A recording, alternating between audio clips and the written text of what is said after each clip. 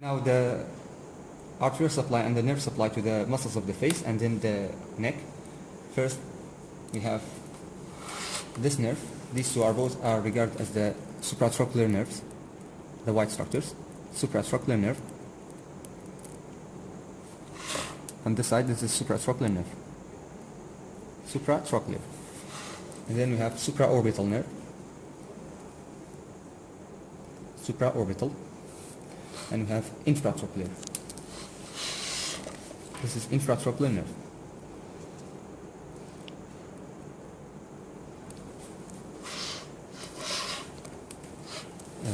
This is again supraorbital nerve.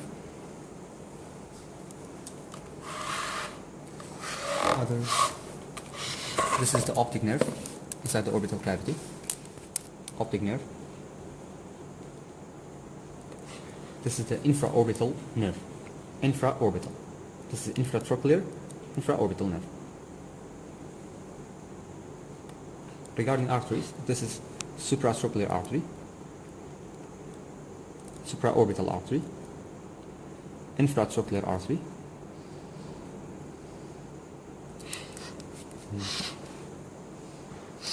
okay. On this side, we have mentioned these. This has many sayings on it. Some say this is the lacrimal nerve.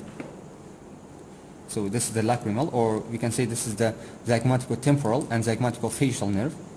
So this will not be important, that lacrimal or zygomatico-facial and temporal, anything. And here we have external nasal nerve, external nasal. And we see the branches of the facial nerve, because these branches emerging from the parotid gland, so these all are branches of the facial nerve. This one is the temporal branch. This is the temporal branch of facial nerve. This is the zygomaticus branch of facial nerve. This is the buccal branch. This is the buccal branch. These four are marginal mandibular branches.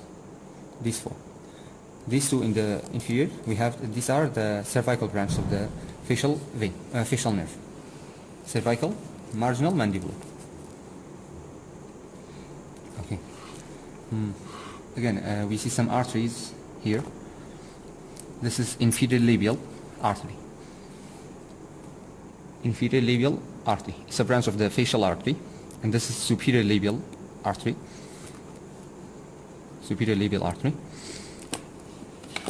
This itself is the facial artery. This is the facial artery. The facial artery is a branch of the external carotid artery, and supratrochlear, supraorbital arteries are branches of the internal carotid artery. So the site of anastomosis of the internal and external carotid arteries are here. This is the site of anastomosis of internal and external carotid arteries. Supratrochlear artery.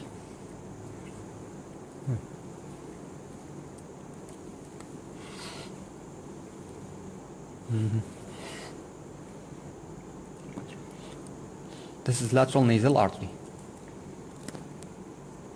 Lateral nasal artery.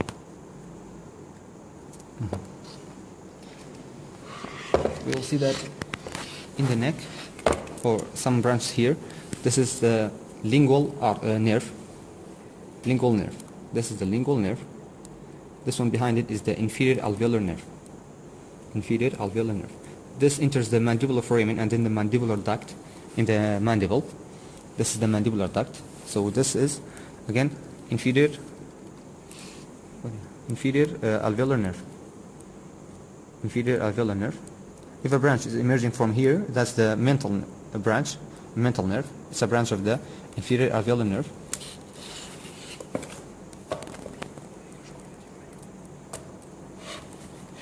And we have this small structure here. It's a branch of the facial nerve. It's called chorda tympani. This is chorda tympani. It's for sensation of the tongue, for the taste sensation from the tongue. Branch of facial called chorda tympani. This small structure behind the inferior alveolar artery is the inferior alveolar nerve, inferior alveolar artery. This inferior alveolar nerve. Okay.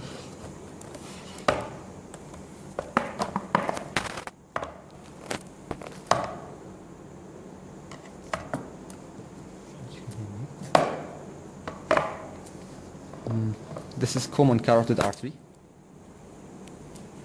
The common carotid artery.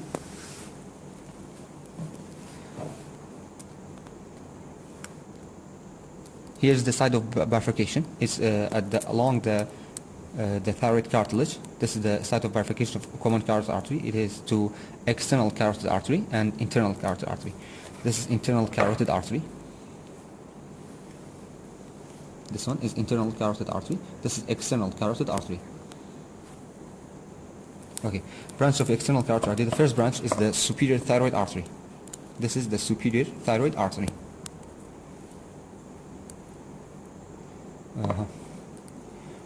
We have another branch. This is the occipital branch from external carotid artery. Occipital branch. This is the continuation of it. So this is occipital artery. Occipital artery. Occipital artery. Here we have facial. Look at the course. Facial artery. This is facial artery. Facial artery. This is the continuation of the facial artery. It has a tortuous course over here. Facial artery. Okay. Here the terminating branch of the external carotid artery are called maxillary artery and superficial temporal artery. So this is superficial temporal and maxillary. They are referred to as the terminating branches of external carotid artery. Maxillary artery has a branch here. This is middle meningeal artery. Middle meningeal artery. That structure is middle meningeal artery. Regarding the superficial temporal, it has transverse facial artery. This is transverse facial artery. And two terminating branches, maybe frontal and temporal, anterior and posterior, not important. And this is another branch of the external carotid artery. This is posterior auricular artery. Posterior auricular artery.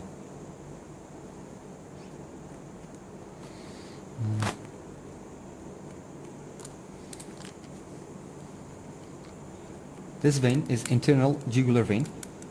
It's not external because we don't have the. If you place back the sternocleidomastoid muscle, it's under the sternocleidomastoid muscle. So this is internal carotid, internal jugular vein. Internal jugular vein. This is the subclavian vein. Subclavian vein. This is the subclavian artery. These are supraclavicular arteries. Supraclavicular and suprascapular, I guess. Superficial cervical artery. And this is supraclavicular. Superficial cervical, supraclavicular. Superior thyroid. Let me see. Okay. The remaining nerves on the neck, we have accessory nerve or spinal accessory nerve.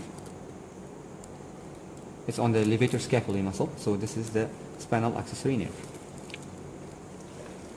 It's the 11th cervical cranial nerve. This is the 11th cranial nerve. These three are skipped, not important. As we said, this is the trunks of the brachial plexus. Here, like the carotid sheath, we have the internal jugular vein and then internal carotid artery, and between them we have the vagus nerve, the 10th cranial nerve. This is the vagus, running between the internal carotid and internal jugular vein. This is the vagus nerve. Okay, this one, we can say this is the superior root of ansa cervicalis. Superior root of ansa cervicalis.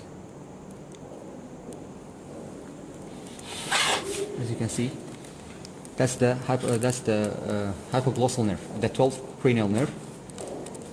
This is the 12th cranial nerve, hypoglossal. Is it visible? Okay.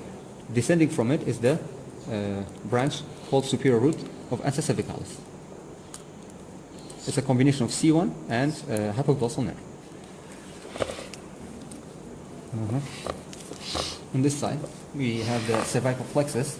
It's formed from the anterior rami of C1, C2, C3, and C4.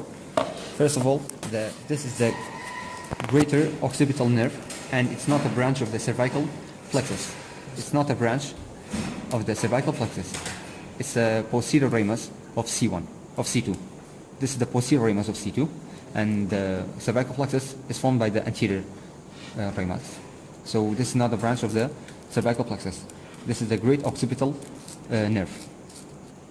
This is lesser, sorry. This is the greater occipital nerve. This is the greater occipital nerve. These two greater occipital nerves. We said these are not a branch of the cervical plexus. Branch of the cervical plexus, we have lesser occipital by the anterior ramus of C2, lesser occipital, and then we have great auricular. Great auricular. It also supplies the angle of the mandible. This is the great auricular. We have transverse cervical,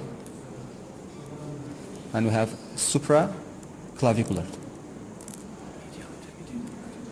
This is the medial supraclavicular nerve. This is the intermediate, and this is the lateral supraclavicular nerve. On this side, this was superficial temporal artery. Superficial temporal artery. This one is superficial temporal vein, of course. This is a branch of the superficial temporal artery. This is transverse artery. Transverse facial artery. Transverse facial artery.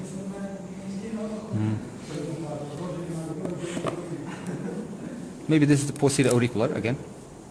The branch of the external carotid artery. Posterior auricular. This is the occipital artery. And here we have the posterior rami of cervical nerves.